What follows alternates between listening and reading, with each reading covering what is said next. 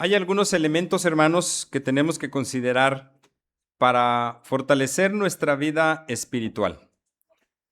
Uno de ellos lo señaló el apóstol Pablo allá en la primera carta a los Corintios, capítulo número 15. Si Cristo no hubiera resucitado, vana sería nuestra fe, vana sería nuestra predicación. Y ahora sí que casi digamos lo que en lenguaje mexicano el apóstol Pablo dijo, y pobres de nosotros. ¿Por qué? Porque entonces estaríamos predicando mentiras. Si Cristo no resucitó, entonces estaríamos hablando de la mentira más grande que pudiera existir en el mundo. Pero no, todo esto se llevó a cabo, todo esto se realizó en un momento dado de la historia. Entonces, la voluntad de Dios, sabemos que la misma palabra lo dice, es agradable y perfecta. Y entonces, para fortalecernos, tendríamos que considerar esa serie de eventos que se dieron. Y les decía, el primer evento es la resurrección de nuestro Señor Jesucristo. ¿O no es así, hermanos, que ese es un elemento que fundamenta nuestra fe? Porque si Cristo no hubiera resucitado, y lo dice Pablo ahí haciendo el análisis de ese capítulo, entonces significa que los muertos no van a resucitar. Y si los muertos no van a resucitar, entonces ¿cuál sería la esperanza que pudiéramos tener en esta vida, hermanos? No habría esperanza. ¿Qué pasa después de la muerte? Si Cristo no hubiera resucitado, todo se terminaría ahí. Pero eso implicaría que el Dios creador no es tan poderoso como decía ser.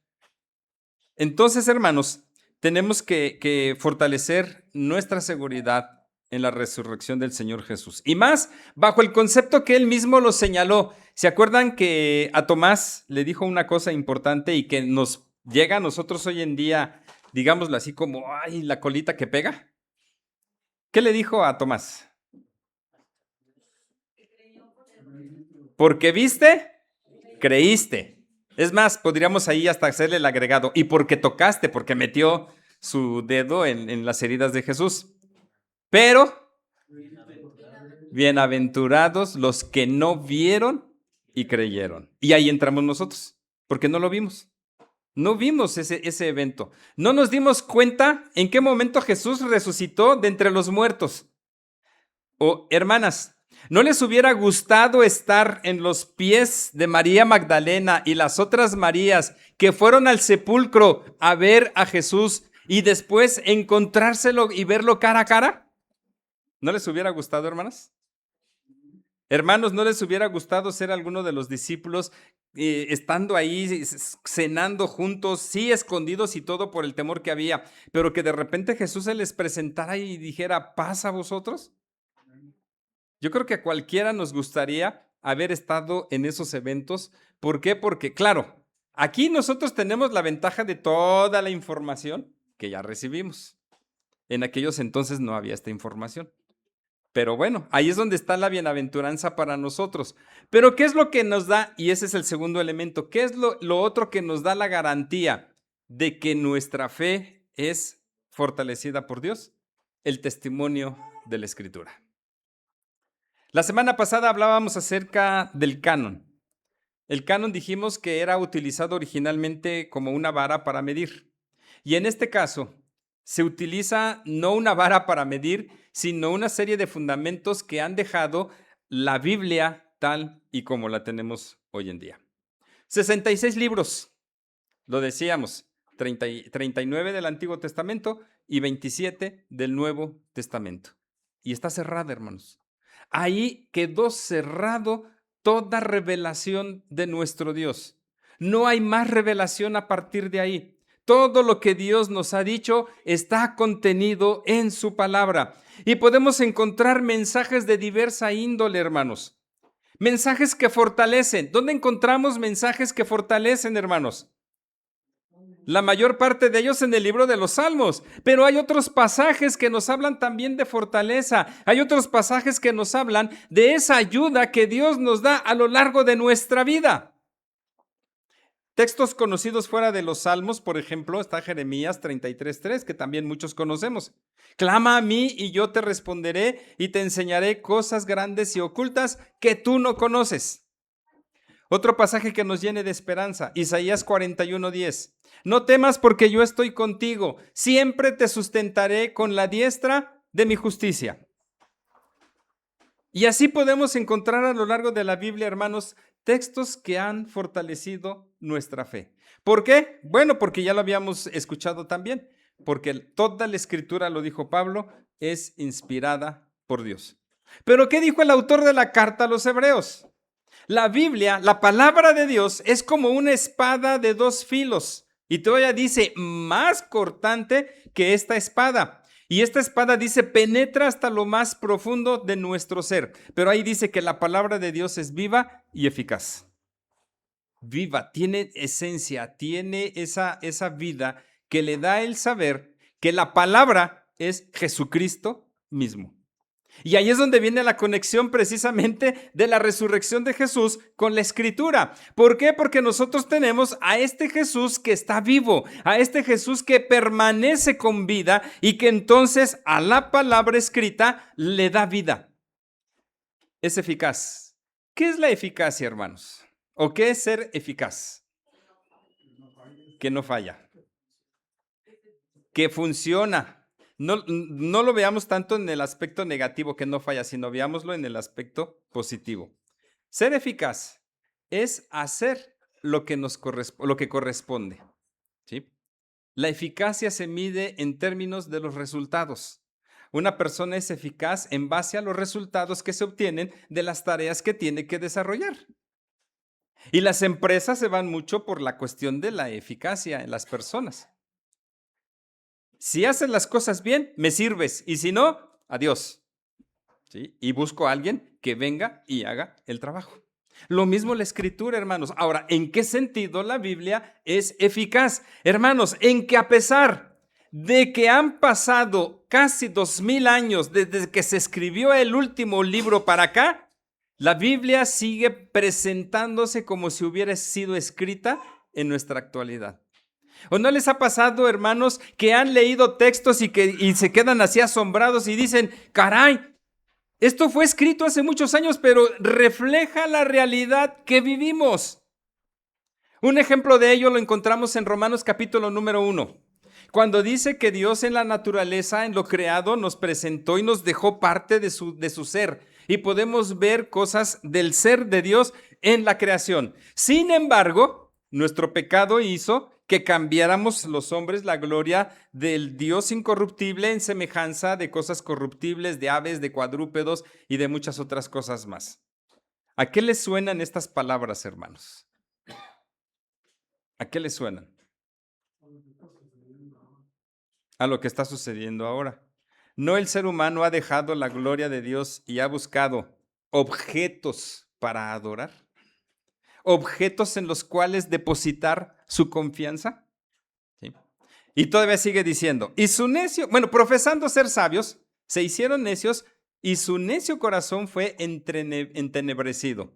Y empieza después a dar una lista de pecados que si nosotros lo leemos bajo el contexto de lo que estamos viviendo hoy en día, parecería que el apóstol Pablo, esta carta a los romanos, más que escribirla a los romanos, la está escribiendo para nosotros. O díganme, hermanos, ¿cuáles de los pecados que están en esa lista de Romanos capítulo número 1 no se practica hoy en día, hermanos? Todos se practican. Todos esos pecados se siguen practicando. En eso consiste la eficacia de la Escritura. La eficacia de la Escritura también se da en textos que nos vienen a ayudar cuando pasamos dificultades. Inclusive lo hace a través de ejemplos que nos los deja en la Escritura. Uno de ellos, José. ¿Qué pasó con José, hermanos?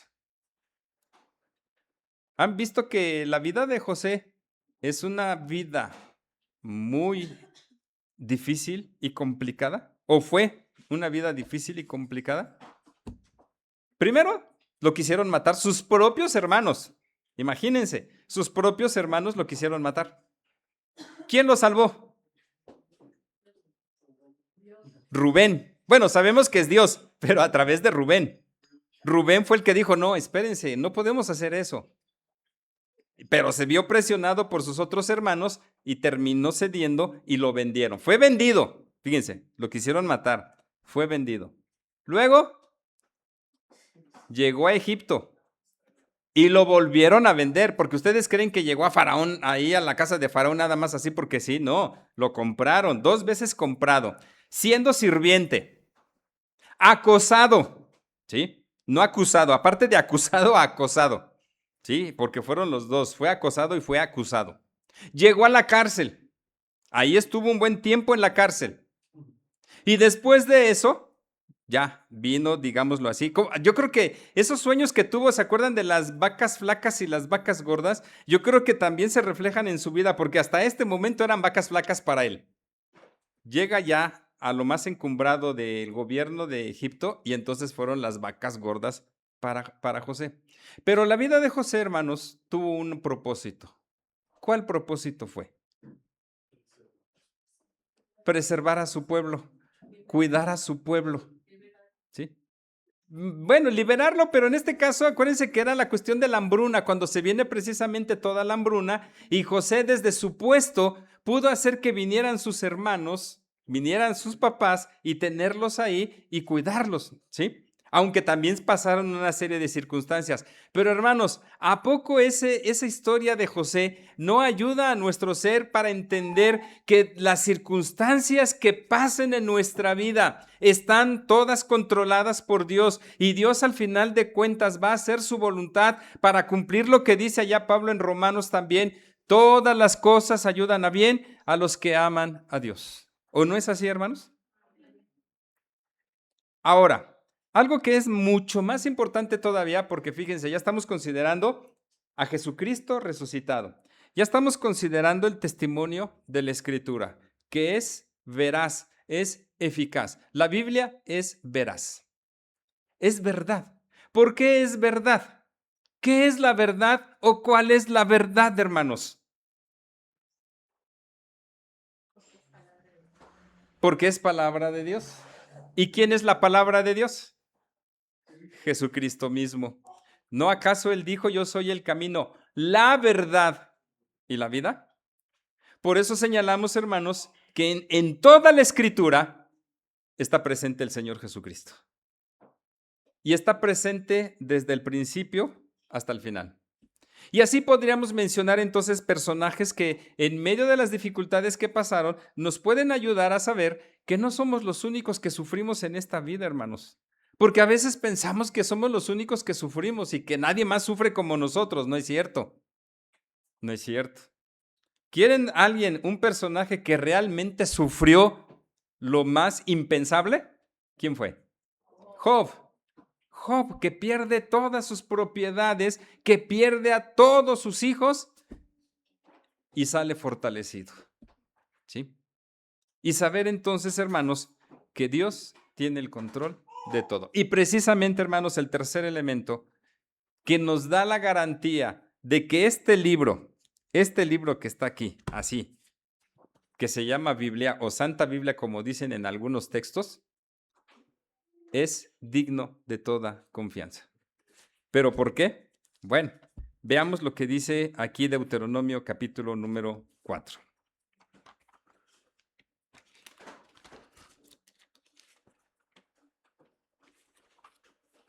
Lo primero que señala es, ahora pues, oh Israel, oye los estatutos y decretos que yo os enseño para que los ejecutéis y viváis y poseáis la tierra que Jehová, el Dios de vuestros padres, os da. No añadiréis a la palabra que yo os mando, ni disminuiréis de ella, para que guardéis los mandamientos de Jehová vuestro Dios que yo os ordene. Llama la atención lo que dice aquí ya Moisés. No disminuiréis ni añadiréis a la palabra que yo os mando. Es decir, que Dios mismo, hermanos, nos ha dejado estos libros porque Él sabe que son lo suficientes y necesarios para que nosotros aprendamos el camino para llegar a la vida eterna. ¿Por qué no tener los otros libros como el de Macabeos, como el de Judith, como el de Tobías? Porque Dios no lo consideró necesario.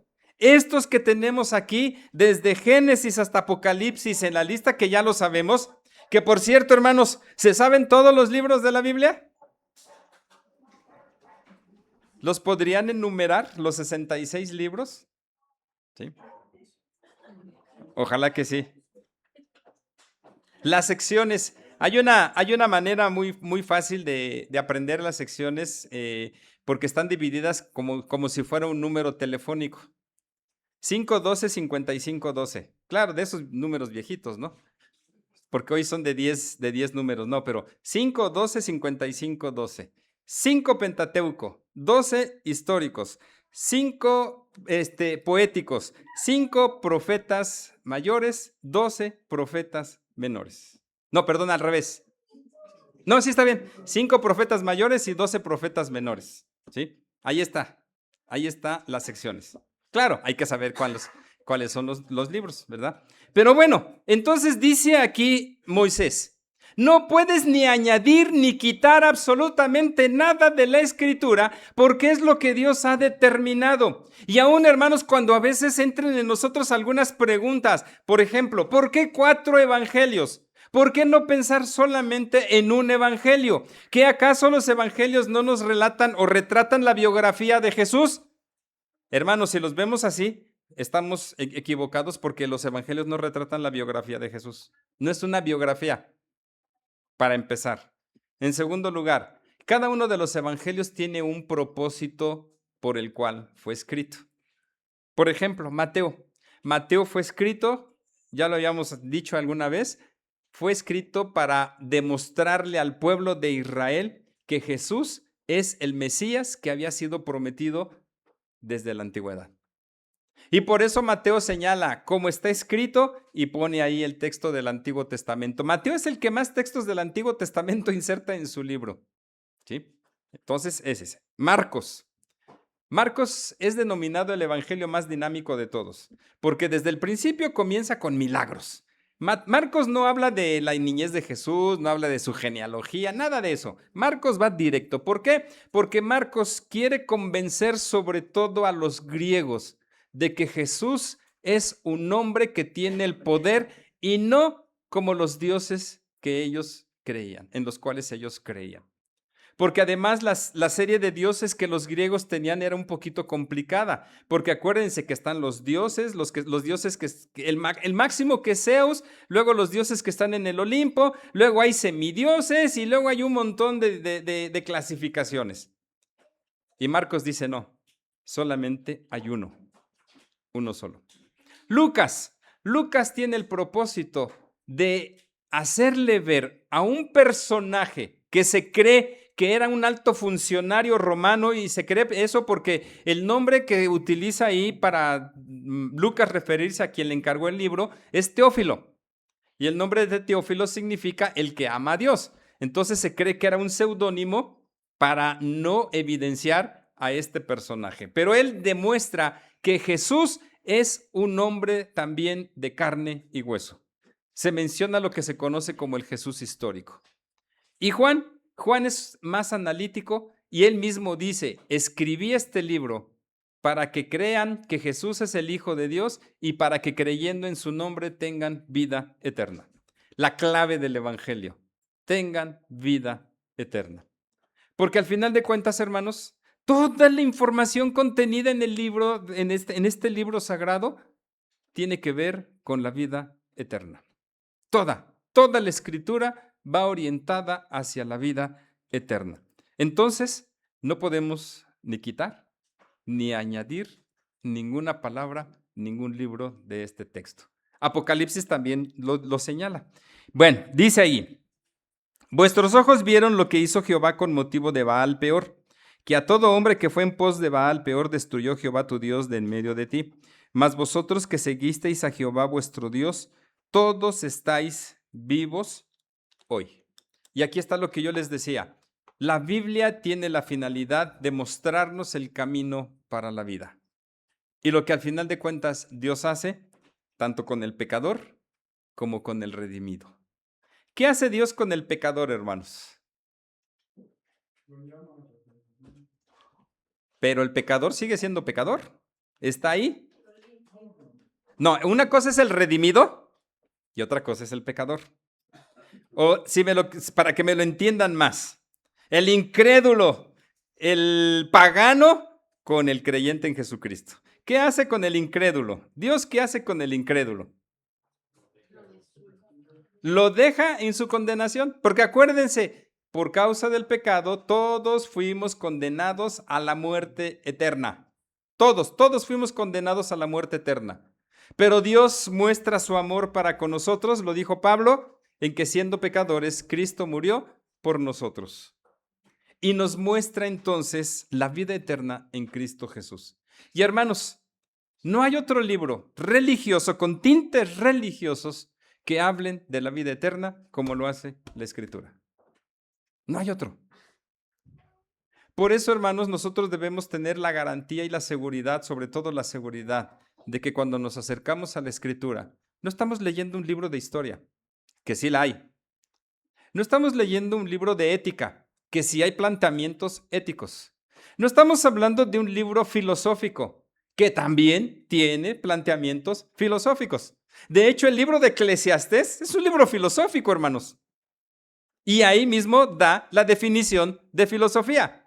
Claro que no es la tradicional, porque dice que el pensamiento del hombre es desvarío de la mente. Para Dios eso es la filosofía, desvarío de la mente. ¿Sí?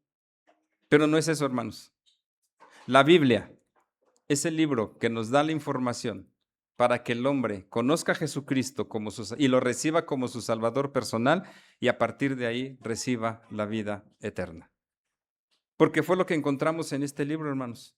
Un mensaje de vida.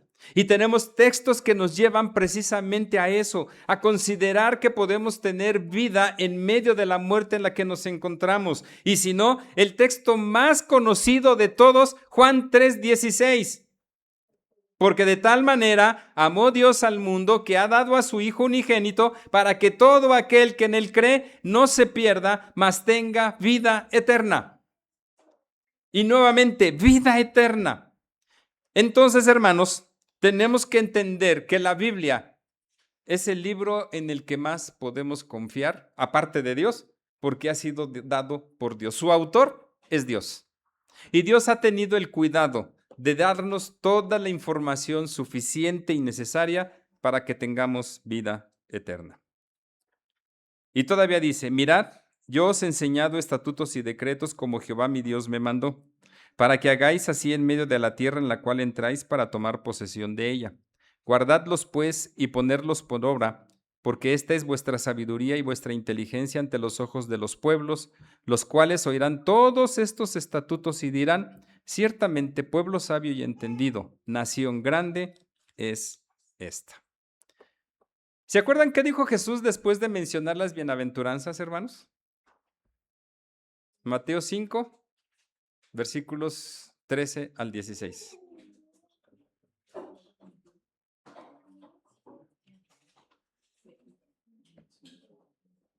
No se acuerdan. Bueno, no se preocupen.